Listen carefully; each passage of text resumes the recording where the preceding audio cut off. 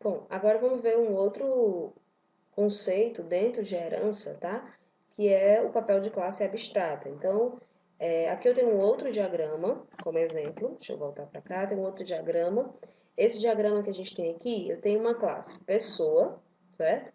Uma classe chamada pessoa física e pessoa jurídica. Então, imagina que isso é dentro de um sistema, eu quero mapear uma pessoa, e aí eu tenho essas duas ramificações, pessoas física e pessoa jurídica. Então, aqui, se você notar, atende àquela regra do é um, né, da herança. Uma pessoa física é uma pessoa e uma pessoa jurídica é uma pessoa. Então, posso ter relação de herança sem problema. O que é a classe abstrata, né, que a gente vai ver com mais calma? Quando vocês encontrarem no diagrama de vocês, encontrarem essa classe aqui, o nome da classe pessoa, de forma inclinada, né, de forma itálica, significa que essa classe pessoa ela é abstrata, tá bom? Então, é importante vocês observarem isso para quando estiverem fazendo o mapeamento lá no código, vocês colocarem essa classe que está com o nome em itálico, ela vai ficar no formato abstrata, tá? Outra coisa, as variáveis não vai ter modificação nenhuma, vai ser igual. E eu posso ter, dentro de uma classe abstrata, pessoal, eu posso ter métodos abstratos, tá? Então, esse método aqui, validar documento, ele também está em itálico, se você notar. Então, ele vai ser um método abstrato. O que é um método abstrato? Um método abstrato é um método que não vai ter código dentro dele, não vai ter implementação. Então, eu não vou escrever nada dentro dele. Ele vai ser como se fosse um contrato, né, a ser seguido, uma regra a ser seguida, certo? Então, uma classe abstrata, no caso pessoa, ela tem que ter pelo menos um método, aí ela pode ter um método abstrato e pode ter também métodos que não são abstratos, que é o que a gente chama de métodos concretos, tá? Então, pode ser misturado aí na classe pessoa. Nesse exemplo aqui, ela só tem um método, que é o método que está definido como abstrato porque está em itálico, certo? E por que esse método abstrato ele vai servir como um contrato a ser seguido?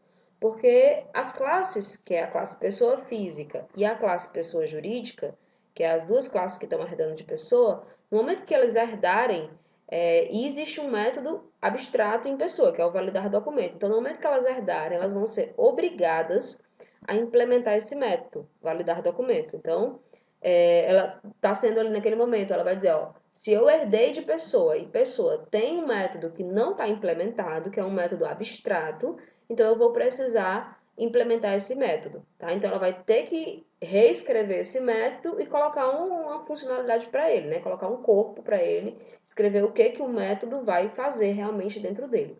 Caso isso na orientação a objeto, caso ela não queira fazer isso, ou seja, caso ela não, o programador, né, no momento que está escrevendo, queira que pessoa física não implemente o método que é abstrato, que é o método validar documento, se ele fizer isso, pessoa física também tem que ser uma classe abstrata, tá bom? Então, se uma classe tiver um método abstrato, aí nesse caso essa classe vai ter que ser abstrata, tá bom? Então, é mais ou menos essa definição. O que vocês têm que se atentarem para não esquecerem? A classe pessoa é abstrata porque está escrito em itálico, tá bom? E tem um método validar documento porque também está escrito em itálico. E esse método abstrato significa que não vai ter corpo, não vai ter implementação nesse método. A classe pessoa física e a classe pessoa jurídica, no momento que herdarem, vão ser obrigadas a implementar esse método, a reescrever esse método, tá? Tem um outro exemplo aqui com mais detalhes para vocês, ó. No caso da classe trabalhador. Então, vamos imaginar que a gente tem uma classe trabalhador, tem uma ação aí chamada calcular custo, um método calcular custo e verificar a situação. Nota que o diagrama está bem resumido, tá? Não está com todos os detalhes.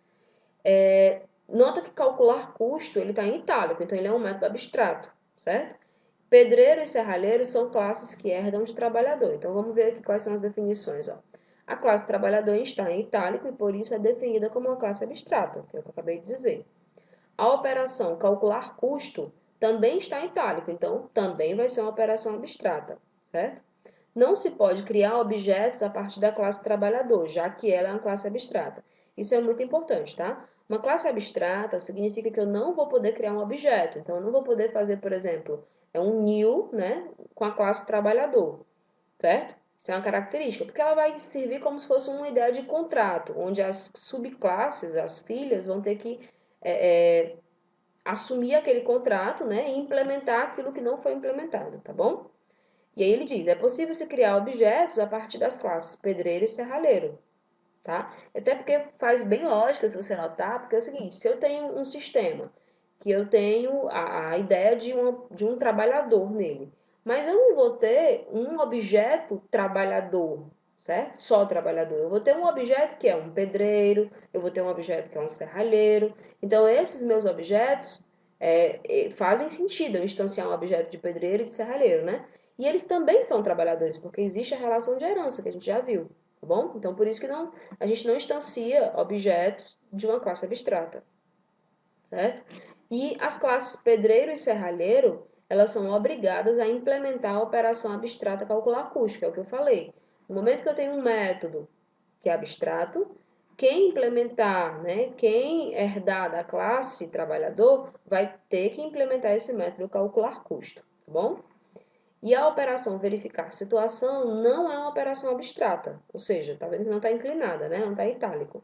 E por isso as classes pedreiro e serralheiro não precisam implementar. Ou seja, como ela não é abstrata, as classes pedreiro e serralheiro vão simplesmente herdar essa operação aqui, ela já vai estar programada, ela já vai estar implementada, ele vai simplesmente só utilizar ela, né? Só chamar, mesmo com relação à herança, que a gente já viu que uma classe filha pode chamar as coisas que são herdadas da classe pai.